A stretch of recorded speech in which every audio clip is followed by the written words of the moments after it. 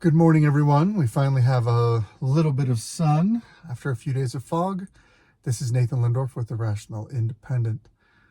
For today's Reddit rant, we return to some delightful political maneuvering. One of my favorite things is to look and see the way the media structures and the political party structures work to reinforce each other, almost like they're playing for the same team. So from HuffPost, Joe Biden calls Republicans time-wasting liars after impeachment vote. Instead of doing anything to help Americans' lives better, help make American lives better, although I could see him just fumbling the sentence, they are focused on attacking me with lies. Are people really this gullible? I mean, I guess maybe they are if you're already bought into the team sports of politics. Okay. So here's what happened. Republicans voted to Republicans voted to formally authorize an impeachment inquiry. Okay. So this is like, what's the equivalent? Convening a grand jury. Okay. So basically they're saying, listen, we're going to check this out. See if there's any validity there. Now, maybe you think it's a waste of time. Maybe you don't. Tell me if this sounds like the way Joe Biden speaks. I wake up every day focused on the issues facing the American people, real issues that impact their lives and the strength and security of our country and the world. Unfortunately, House Republicans are not joining me. Instead of doing anything to help make American lives better, they are focused on attacking me with lies. That is cogent, coherent thought. That is a well-structured sentence that says it came from the president in a statement. What do you bet that was put out by the administration in written form? I'm curious. All right, I did a cursory search. I don't find video of this anywhere. President Biden, December 13th, 2023. Instead of doing anything, they want to waste their time on this baseless political stunt. Given the state of Joe Biden's mental faculties, I would not be shocked if he didn't say that. But it's attributed to him, so let's just pretend that he said that. Okay, sure. The House voted 221 to 212 party lines to authorize the already ongoing impeachment inquiry. So basically the way the House works is that committees do various things, and then when things get to a certain stage, they need to bring it to the whole body of Congress. And so there's a vote basically to say, all right, we're going to take this from the committee and put it at a congressional level. And that's what this was. There was already an ongoing inquiry. This expands it and authorizes it and gives it some additional investigative powers. The probe largely focuses on Biden's son, Hunter Biden, and his business dealings as the GOP searches for dirt on the president to echo the impeachment proceedings against his predecessor, Donald Trump. One of the keys to finding a liar is to see them ascribe motive to someone they don't agree with. And it's usually the least reasonable, least flattering motive among many possible motives. But unless someone says, I'm doing this because, and provides to you their motive, you can't know that. You cannot read their mind. So if I'm trying to get you to think like me, and I'm a manipulative, lying SOB, like most of the mainstream media, then by ascribing motive, I can make the other guy look unreasonable, uncouth, irrational, illegitimate, whatever you want to call it. Okay? Especially if you're willing to just buy what I say, hook, line, and sinker. So one of the keys to looking at a liar and a manipulator is someone who attributes motive to a third party that they have no evidence for. So basically what they're saying is this impeachment inquiry is baseless. They just want to, because Democrats went after Trump, now it's the Republicans' turn to go after Biden. The party has failed to find compelling evidence of corruption, and it's the third time Republicans have tried to investigate the same claims. First, I will grant you, the Republicans have handled this abysmally. The fact that it's taken them multiple tries to attempt to try and investigate and chase this around and come up with something substantial just proves that they're not very effective as a political party. They don't act in a united fashion. Not as good as the Democrats anyway. But fail to find compelling evidence, okay? Layers and layers of editors and fact checkers. These articles that come out have to meet a certain standard of accuracy. And here's the standard. It's legalistic. What that means is, if it is technically true, then they can't get sued for it. So you have to look at the words and see it as technically true. Here's what's technically true about the statement. Failed to find compelling evidence of corruption. What's technically true about that is found evidence of corruption, but we judge it to be insufficiently compelling. So you're actually making a factual claim here by saying evidence was found. But then you add a subjective layer to it, because you can say opinion and not get in trouble for it legally. So it links to another HuffPost article. I just went through and skimmed it. I'll include the link in the description. But it's a lot of messy nonsense, and nothing jumps out for a soundbite. But the short version is, this is the Democratic perspective trying to minimize all of the efforts to identify corrupt behavior in the Biden family. And it ignores a whole bunch. This is their proof. I wonder, does he link to himself? Oh, he doesn't. Okay, good. So he links to a different HuffPost author. But anyway, it goes through a fair amount of rationalizations. Things like, well, President Biden was involved in U.S. policy related to Ukraine when he was vice president. And Vice President Biden's son, Hunter, worked for a Ukrainian oil company, which, if you know how Ukraine operates, that was run by, what do they call it? Oligarch. Run by by a Ukrainian oligarch that is all sorts of corrupt and weird and crazy, okay? So that's a little sus. But because Hunter Biden didn't have any direct impact on Ukrainian policy, and because Joe Biden couldn't be shown to have changed any U.S. policy related to Ukraine, there's really nothing there. There may be a conflict of interest. It may be awkward, but it's not illegal. That's an example of kind of the rationalization. And then they just say, well, that's not compelling. Let's sweep that under the rug. Things like, well, the only thing they've found in turning over bank accounts is a few truck payments, car payments or something that Joe Biden paid to Hunter or something along those lines, which is just factually not true. There's a ton of financial nonsense going on here. It's things like false loans. So Joe Biden's brother receives a large check from XYZ foreign company doodad. Not tracing all the ins and outs for you. Okay. Say $400,000. He then sends Joe Biden money, but the loan is never repaid. And it's timed with the transfer of money to him. And it looks awfully like Joe Biden's getting a cut of the proceedings, but because it's a loan, it's not considered reportable income. And so it's kind of this gray area, except there's no record of repayment. There's no loan document. There's no interest charged. Sure feels a little bit like a payment. It's messy and nerdy and complicated. But the short version is there's plenty of people, myself included, who think there is compelling evidence with the Hunter Biden, Joe Biden corruption angle. But according to HuffPost, nope, failed to find compelling evidence. Okay, soon deposed and interviewed several members of the Biden family related to charges of influence peddling. They are weaponizing, this is a Democrat, weaponizing and abusing impeachment, one of the most somber and serious things that Congress can do to attack President Joe Biden. You remember that thing we talked about, projection? You accuse the other person of doing the thing that you yourself are guilty of. Hey, look, we found some projection. Pretty sure Democrats impeached Trump twice. But you could argue they were weaponizing and abusing impeachment. It's one of these things where the back and forth is so frustrating. Because if it's just along partisan lines, how do you take it seriously? If you just say this because that's your party's belief, or because you don't like the other party, or they're running against your interests, where's the substance of your argument? Hunter Biden held his own address. That's fun. He defied a subpoena to sit down for a closed-door deposition, offering to answer questions in a public hearing. I don't know why they didn't take him up on that, but again, I'm more than happy to chalk it up to Republican incompetence. They're not very good at this. It's one of the reasons I'm not a Republican. GOP have already used subpoenas to dig into Hunter Biden's bank accounts.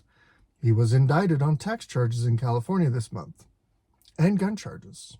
But no, I'm sure everything's fine. I am here, the younger Biden said on Wednesday. Let me state as clearly as I can. My father was not financially involved in my business, not as a practicing lawyer, not as a board member of Burisma, not my partnership with a Chinese private businessman, not in my investments at home nor abroad, and certainly not as an artist. So here's what I just heard. Hunter Biden is admitting to in foreign entanglements with Burisma, with Chinese private businessmen. However, China is a communist country. And so even if you're a private businessman, guess who you answer to? That'll be the CCP. Just throwing that out there. Not in my investments at home nor abroad. So I have foreign investments also. And certainly not as an artist, because he's an amazing artist. I don't know if you've ever seen, but his art, while awesome, also gets amazing amounts of money that come in for his art. And funny enough, if you look at it, the people who buy his art get favors and access with the Biden administration. What an interesting correlation.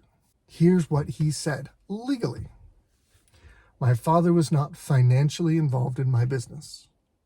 He doesn't have to be financially involved in your business to financially benefit from your business dealings. I know that sounds like splitting hairs, but that's what lawyers do. They split hairs.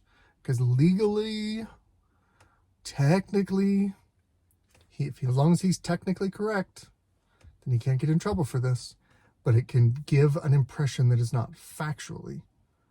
So this is especially fun. I like this paragraph. I want to call this out.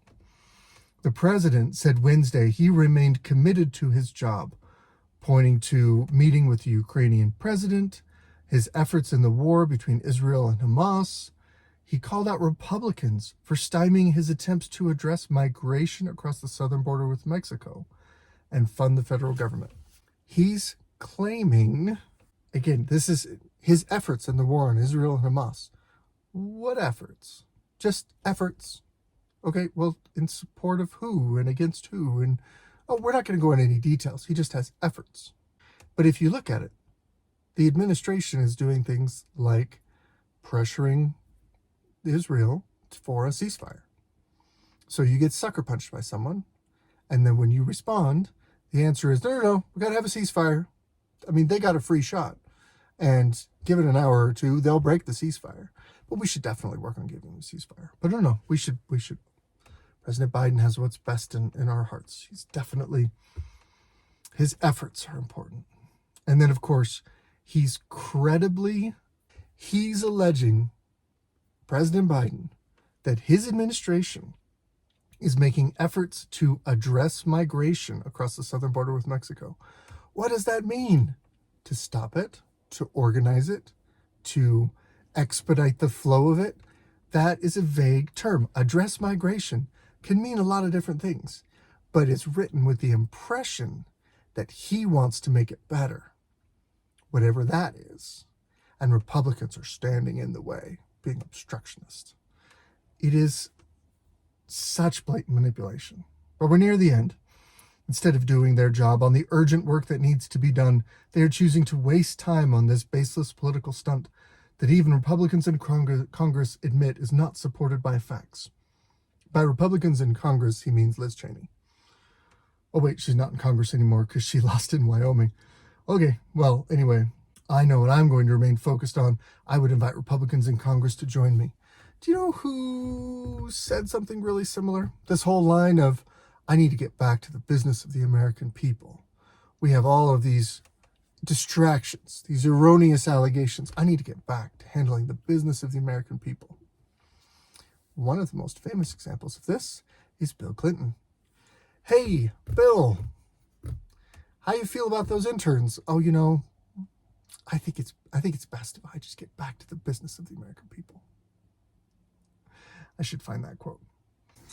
I did not have sexual relations with that woman, Miss Lewinsky. I never told anybody to lie, not a single time, never. These allegations are false, and I need to go back to work for the American people. Thank you. I don't know about you, but it kind of feels like there's a pattern there, almost like there's a playbook that you might run. We have this kind of scandal. Let's see, how do we do this? Well, we need to minimize the allegations and try and delegitimize them. when then we need to say, listen, this is just a distraction. I need to get back to work for the American people. Literally, there's the playbook. Shockingly, Democrats are doing the same thing, except they have President Joe Biden and not Bill Clinton. Bill Clinton was an effective and charismatic public speaker. President Joe Biden is very much not. Maybe he used to be, but today, very much not. So what do we have? We have a written statement in response to what the Republicans are doing. And that written statement is then parroted and forwarded out through the machine in order to, it's almost like shadow puppets or like rock'em sock'em robots, where it's like, okay, we got our guy's point. We got these other, let's run the playbook in proxy. I did see a couple of interesting comments on Reddit, and I'm trying to include a little more of that because the purpose of the Reddit rant is not so much about the article. I mean, shockingly, it's exquisitely consistent that regardless of whatever the issue of the day is, the top articles on Reddit parrot the Democrat Party line. No surprise. The point of this is to try and understand the other side, understand people who really think this way for whatever reason. They genuinely believe these things. And so it's worth not only looking at the structure of the language and the arguments for the paid authors who are trying to put out this narrative, whatever it happens to be, but also look and see the way individuals resonate with this, because it's those that resonate and comment and upvote Reddit articles that brings them to the top. So it's the actions of the people on Reddit. So it's worth from time to time looking at those people's comments directly. Here we go. Okay, so top article is accusing the Republicans of making a logo for the impeachment inquiry, which I think is kind of goofy and weird. But again, Republicans, they're not very good at this game. Almost like they're supposed to be bad at this game. Whatever. So a lot of people say, yeah, that's embarrassing, whatever. Here's other logos that it's like, or something similar. Sorry for the language. I hate how idiocracy is already here. The Republicans infuriate me to no end, but it pisses me off that so many people are falling for it and are hugely invested in these terrible people.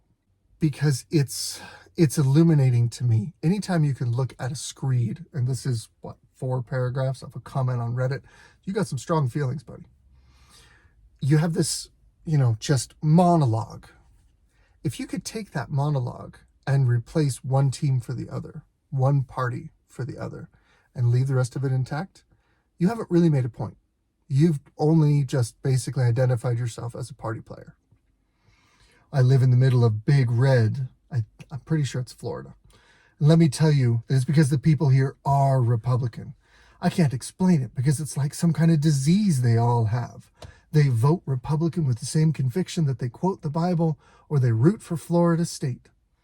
Then he goes into a long thing about how Florida State is their team and everyone makes it just part of their culture and their life, even if they've never gone to the college. And then he translates that to voting. They vote Republican no matter the circumstance. Does a nice straw man about Satan being a Republican, but they'd still vote for him because he's Republican, ain't he? There's a checkbox at the top of the ballot that says vote Democrat, vote Republican. For most people, that's the only box that matters. They check that box and walk out of the booth. They literally believe that box is related to their ability to win.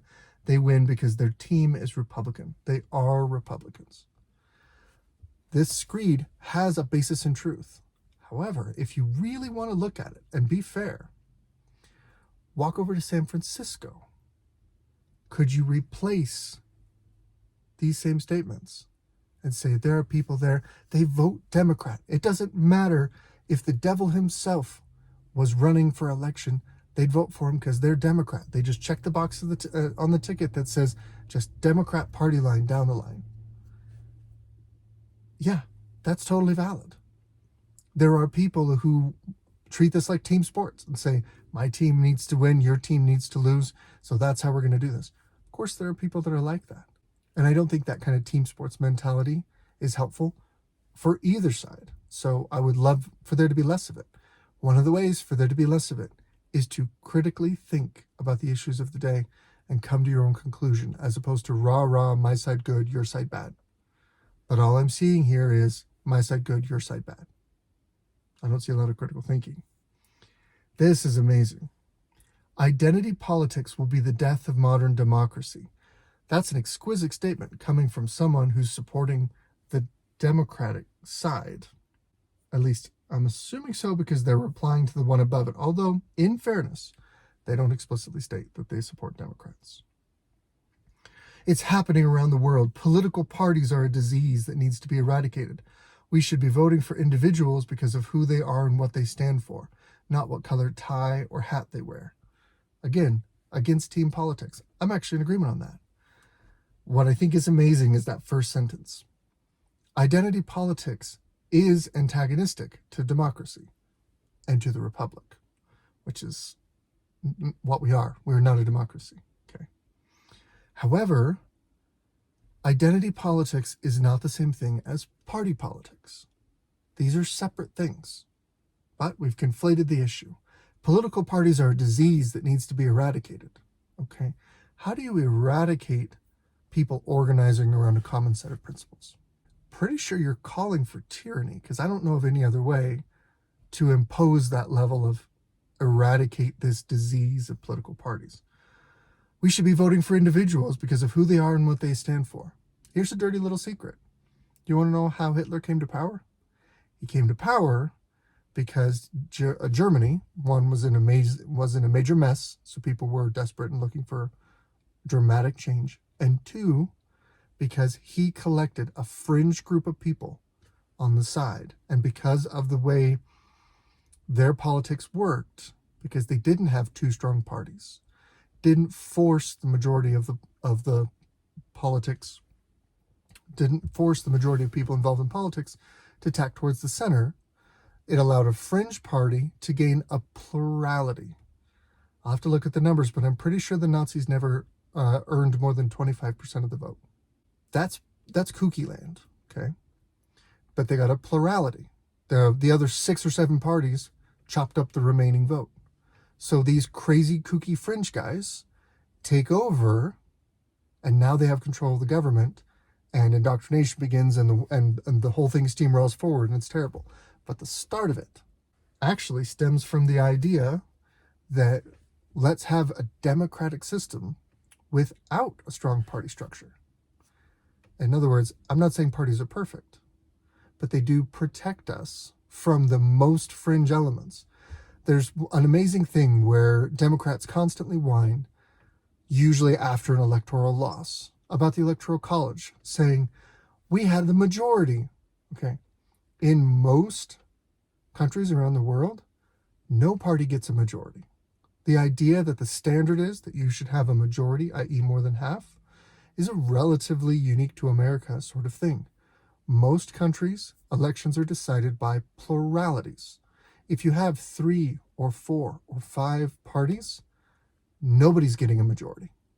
You're going to end up with a plurality. But the further you split that out, the further you fragment, the more you just vote by individual, the more one charismatic guy can scoop up a bunch of disaffected people on the edge and gain just enough of a plurality to then control the levers of power and ruin everything for everybody. Let's just put it that way. This is an exquisite paragraph because it articulates, you're almost there, but your thoughts are a mess. Okay, Idiocracy didn't have a cabal of rich, evil racists plotting to overthrow the government. Okay, sorry. This is contradictory thought. If you're a rich, evil, racist cabal, you're probably running the government. And if you're running the government, why would you want to overthrow it? And if you're not running the government, why are we worried about you? And of course, MAGAocracy. Okay, MAGA, everyone is stupid and evil. Solid argumentation, good critical thinking. In MAGA land, everyone is stupid and evil. This is a repeat of what they did to Hillary Clinton in 2016. Even Kevin McCarthy. Oh, yeah, that stalwart bastion. Sorry, I couldn't get through it. Kevin McCarthy is a Republican tool. Proudly said the Benghazi fiasco dropped her numbers for the election. They're just trying to help Trump win in 2024. Everyone's trying to help their side win. It's not unique to one side or the other. I don't know how many times we have to say that, but it's just truth. Now, We're going back to Benghazi, okay? Just as a quick reminder, a walk down memory lane. Hillary Clinton was the Secretary of State. Basically left some special operations soldiers and a diplomat and hung them out to dry so that when some Islamic terrorists came through, attacked the compound that they were in, Hillary Clinton delayed sending them aid long enough for them to be destroyed. It was a terrible thing. And there's lots of ins and outs to it. It's worth looking at. But if you're looking at someone for president, examining their record, particularly a controversial, terrible situation like that, that's fair. To my mind, it's worth looking at. Your record is part of what you are using to get yourself hired for the job. Have they even made any specific claims about why he should be impeached? Yeah. But if all you do is listen to HuffPost and Salon and Vox, they're not going to go through and lay out the case for you. You have to actually step outside of your bubble and go and read and look at content from the other side that's making the case. Listen to their words directly. Look up a video on Jim Jordan or James Comer going through the evidence. Listen to them present their evidence. Then you'll have an answer about any specific claims they might have made. All I've heard so far is he supposedly benefited from Hunter's business while he was VP under Obama. But I have yet to hear how he benefited from it. I'm guessing you haven't looked. It's all in the laptop, bro. Just ignore the fact there's no real proof that the laptop is real. The FBI validated that it was real. And don't think about just how sketchy every single detail of the laptop story is.